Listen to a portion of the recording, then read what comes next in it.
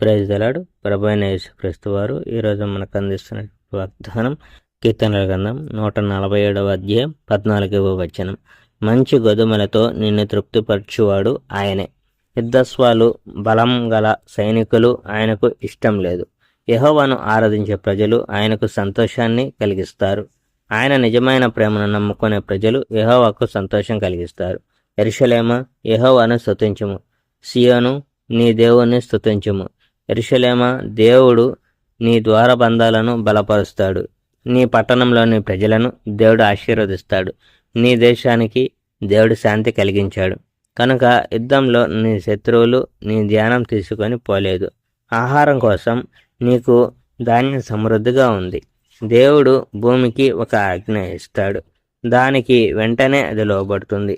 నేను ఉనిలా తెల్లగా అయ్యేంత వరకు మంచు కురిసేటట్టు దేవుడు చేస్తాడు. ధూళిలా గాలిలో మంచు విసిరేటట్టు చేస్తాడు. దేవుడు ఆకాశం నుండి బండ్ల వలె వడగండ్లను పడేలా చేస్తాడు. ఆయన పంపే చలికి ఎవడు నిలువజలడు. అప్పుడు దేవుడు మరో ఆజ్ఞ ఇస్తాడు.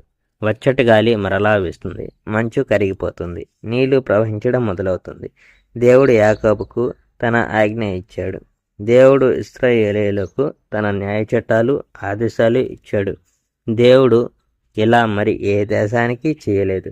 ఇతర మనుషులకు దేవుడు తన న్యాయం చట్టం ఉపదేశించలేదు. యెహోవాను స్తుతించండి. Praise the Lord. May God bless our India.